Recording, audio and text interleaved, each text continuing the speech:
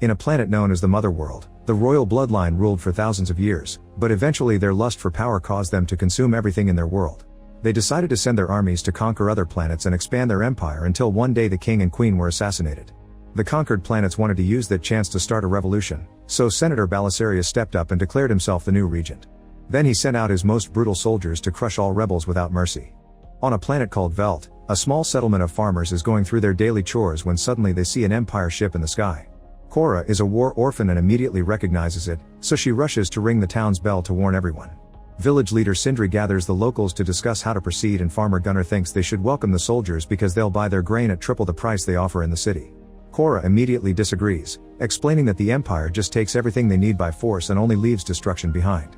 An argument ensues, but before they can reach a conclusion, the empire ships land near the village. Admiral Noble meets Sindri with a hug and explains that they're looking for a rebel group led by the Bloodaxe siblings, but his army is in need of food. Sindri lies and tells him their soil doesn't produce much, so the village only has enough to barely feed themselves. Noble doesn't believe him and points out everyone looks healthy and well fed, so Gunnar cuts in with an explanation. He tries telling the admiral that Sindri had only been trying to save food for winter to protect the village, but he's willing to sell some to Noble at a good price.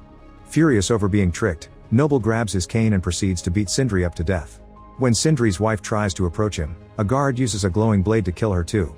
Then Noble announces he'll be back in 10 weeks to gather all the harvest, not caring if there's anything left for the villagers. Afterward, Noble and the ships leave, but a small group of soldiers led by Fauna stay to keep an eye on things. While some soldiers kick out the villagers from the building they want to claim, Private Aris activates Jimmy, a robot that used to serve the king. After the royals were killed, all the robots put down their weapons and refuse to fight, so the few that are left help around with menial tasks. As Jimmy helps the soldiers carry their things, Marcus decides to test the rumors and starts shooting at the robot, who falls to the ground and never defends himself. Aris cuts in to stop Marcus and almost gets killed, but Fauna stops them both and sends them to work. He also makes sure Jimmy isn't malfunctioning and sends him to wash the mud off. At the river, Jimmy is washing his face and is approached by Sam, who befriends the robot and listens to his story. Jimmy explains that Sam reminds him of the Empire Princess, who was killed together with her parents by the traitors. Sam tells him that the princess lives in him and gifts Jimmy a flower crown, which activates something within him. Meanwhile, in the town hall, the villagers discuss what to do next and conclude they should work hard to prove their harvest is valuable. That way the empire won't kill them so they can keep producing food. Frustrated because nobody will hear her warnings, Cora starts packing her things to leave. She's caught red-handed by Hagen, the man who found her when her ship crashed on this planet 2 years ago. Hagen thinks Cora should team up with the rebels and protect the village, but Cora refuses, saying that they have no chance of winning, so it would only be a massacre. In the evening, Marcus and 2 other soldiers kidnap Sam so that the whole squad can use her. Cora hears her screams, but she reminds herself not to get involved. Aris comes in Sam's defense and manages to punch a few men, but there are too many of them and they immediately overpower him. Soon Faunus arrives and calls dibs on Sam, but he's interrupted by Cora, who has brought an axe. Faunus sends his men after her, and at first Cora pretends to surrender, only to suddenly move fast and bring down 2 soldiers with just a few moves. It seems Cora has great fighting experience and doesn't have many issues going against a bunch of privates, using their own weapons to go against them and even throwing dirt to create a distraction. One by one, Cora defeats the soldiers with accurate shots or savage stabbing, and when a man almost shoots her, Aris kills the guy first. Then Marcus tries opening fire on her, but Cora quickly disarms him and jumps on him to shoot him straight in the head. Now Cora and Aris can team up to surround Faunus, but he's keeping Sam at gunpoint and they can't react. At that moment Jimmy shows up and Faunus orders him to kill the rebels, but as Jimmy picks up a gun, he looks at Sam and kills Faunus instead.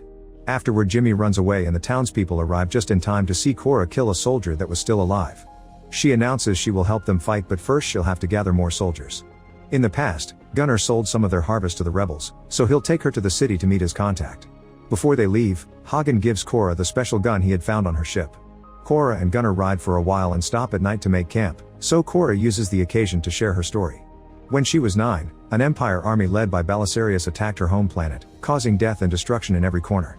Her people had tried to fight, but this only made Belisarius get more violent. One evening, Cora managed to steal a gun only to be found by Belisarius, who came up close to taunt her. Cora was too young and couldn't bring herself to kill a person, so Belisarius killed her family and kidnapped her to take her under his wing. In the next few years, Cora was trained in Motherworld culture and became part of their army. The higher-ups encouraged their soldiers to find a lover so they would have something extra to fight for, and Cora lost hers during the war. Devastated, Cora fought so hard for revenge that at 18 she already became commander. All those years, Cora was just another pawn of their brainwashing, and she destroyed thousands of towns in the name of the same people that killed her family. The next day, Korra and Gunnar make it to the city and are upset to discover that bounty hunters have captured Gunnar's contact. Gunnar has no other way to get to the rebels, so Korra concludes they'll have to find the legendary General Titus first and then look for the rebels. Then the duo enters a tavern, where a disgusting alien thinks Gunnar is Korra's slave and tries to buy him, crossing the line into getting too handsy. Korra tries to tell him to leave and the guy gets aggressive, so she immediately overpowers him and throws him against a table. The alien quickly runs away while the mysterious Kai watches from the shadows. Suddenly Korra announces that she's looking for Titus, hoping anyone may have information. A small alien uses a human body to speak and informs Korra that Titus is fighting in the Colosseum on a planet called Pollux. This means they'll need a ship to fly there. At that moment the disgusting alien comes back with 3 bodyguards seeking revenge. A gunfight immediately starts and the people in the tavern run to hide while Korra exchanges shots with the bodyguards, running around to kill them one by one. Gunnar tries to fight the alien but his punches don't do much. Thankfully Korra knocks the alien down before he can kill Gunnar. Then she turns around to kill the last bodyguard and the alien tries to attack her from behind, but Kai cuts in and shoots him first. Afterward Kai empties the dead guy's pocket and offers his ship to take the duo to Pollux, accepting the little money they have to offer. When they take off, Kai tells them he knows of a warrior who may help them, so they agree to stop at a different planet first. Gunnar never left his world before and is amazed to see the ship flying through space. Meanwhile in the Empire's main ship, Noble is having a smoke by connecting the pipe directly to his body. A soldier comes to inform him that the bounty hunters have captured an informant, so Noble orders him to bring the guy to him and then goes back to his tentacle lover. Sometime later, Korra's group makes it to Noi Wodi and meets with rancher Hickman, who has a slave called Tarek. In the past, Tarek fought against the Empire too, but he was captured and made a slave. He would love to fight again, but he owes Hickman a lot of money for his freedom. At that moment Hickman offers a bet: if Tarek can tame a beast known as Benes then he's allowed to leave, if he can't then Korra and the guys must become his slaves too. They accept the bet and Tarek approaches the Benes, who violently shakes its body trying to get the chains off. Tarek kneels to show he means no harm and speaks in his first language, telling the Benes they're alike because they both were taken away from their homes to be put in chains. With friendly words, he manages to bond with the Benes and after sharing a gentle touch, Tarek frees the beast from its chains to then ride it. They go on a flight together but the Benes is having trouble getting used to having a rider, so it almost crashes against some rocks a couple of times. At one point Tarek falls off on the edge of a cliff, but he recovers quickly and makes a big jump to land on top of the Benes again. Now they're able to fly more smoothly and soon they return to the ranch with no issues. Tarek is allowed to leave with the group and a smug Hickman tries to ride the Benes too, but the creature throws him off and kills him with its claws. Korra is impressed by Tarek so Kai offers to take her to more warriors that may help. Moments later they arrive at Dagus and meet with Swordmistress Nemesis, who first needs to finish a personal mission. She goes after Harmata, a spider-like alien whose children have been killed by the Empire and who has kidnapped a human child seeking justice. Nemesis tries to reason with her, explaining she lost her kids to the Empire too, but Harmata refuses to listen and tries to attack. Using her swords, Nemesis dodges or blocks all of Harmata's legs and even cuts one to make her drop the kid. While Gunnar rescues the girl, Harmata manages to knock down Nemesis to then stab her arm. However, Nemes has mechanical gauntlets so she can still move and cut off another leg. Harmata knocks her down again then tries to kill Gunnar and the child, but Nemesis stabs her rear before using her gauntlets to light her blades on fire. As she slides down the floor, Nemesis strikes Harmata's spider body then stabs her humanoid torso with both swords at the same time. Afterward Nemesis joins the group and they take off again. Gunnar and Korra share another moment and she decides to tell her a bit more about herself. Since she was Belisarius' adoptive daughter, she lived a privileged life and soon became part of the royal guard. She was in charge of protecting the princess, who had the unique power of bringing beings back to life. To this day, Korra still feels guilty for not being able to save her the day of the attack. Sometime later, the group arrives at Pollux and visits the arena, where dozens of warriors die every day. General Titus is in a horrible state and they have to drag him inside to take a shower, but he protests during the whole process. Titus used to be a commander for the old king, but he fell into a deep depression when his army was ambushed and all his men were killed because he tried to surrender. At first he doesn't want to fight, but he changes his mind when Korra offers him the chance to get revenge. Meanwhile the bounty hunters bring the rebel contact to Noble, who promises to let him go in exchange for information. The guy explains the Blood Axe siblings are under the protection of King Levitica and Sharan, then Noble kills him. Moments later, Korra's team arrives at Sharan and meets with King Levitica, who agrees to arrange a meeting with the rebels. Soon the Blood Axe siblings arrive with their rebel army and Korra tells them about their fight, admitting that the chances of winning are low but also pointing out that her people have always fed them, so the least they can do is defend them. The brother Darien agrees to help and then approaches his army, offering a heartful speech to ask for volunteers. A few rebels gladly agree to go with him. Afterward the group leaves with their new allies, and Kai says he's been so inspired by them that he wants to help them fight. However, he still has some boxes to deliver, so Korra agrees to stop one last time before going home.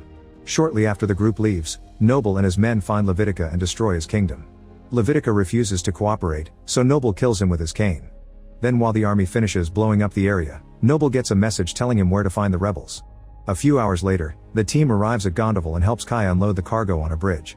Korra watches him interact with the locals and senses something is wrong when suddenly, a hidden Empire spacecraft opens fire and brings down most of their ships. Then a bunch of robots ambushes the team and most of them are captured as Kai reveals his real intentions. He's always known Korra is a wanted ex-commander whose head would pay well, so he used her to gather a bunch of legendary wanted warriors to hand them over to the Empire for the reward. Soon Noble arrives with his men and takes Korra's gun while Kai pushes Gunner behind her, explaining he's just a farmer so they'll let him go if he kills Korra. Gunner pretends he's about to shoot her, but at the last second he frees her and turns around to shoot Kai instead.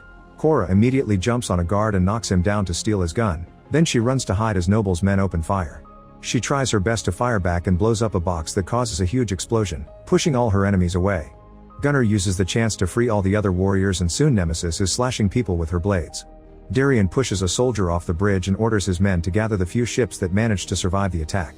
As the battle goes all out, Tarka, Titus, and Gunner manage to grab some guns and offer cover for Nemesis as she continues to stab her way through.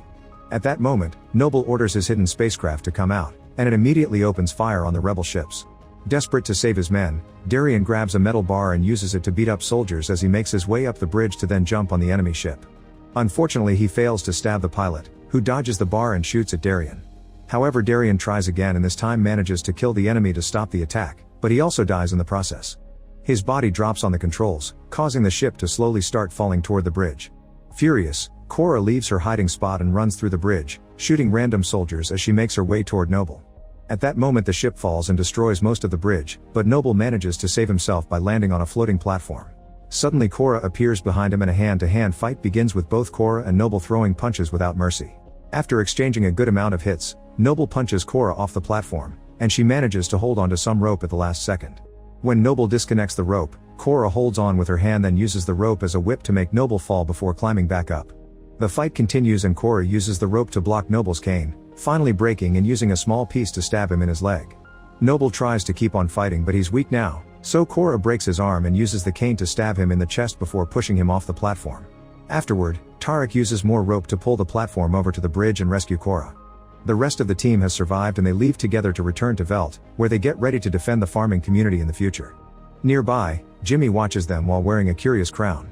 Meanwhile the enemy troops retrieve Noble's body but instead of healing him, they open his body to connect him to the Neuralink, revealing that he's a cyborg. As water surrounds his body, Noble's mind appears in front of Belisarius, who scolds Noble for his failure as he keeps hitting the ice under them with his cane. Belisarius orders Noble to capture Korra alive so he can kill her himself, then he finishes breaking the ice to send Noble's consciousness back to his body.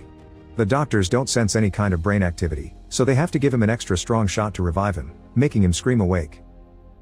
Make sure to subscribe and turn on notifications so you can watch more videos like this. Thanks for watching.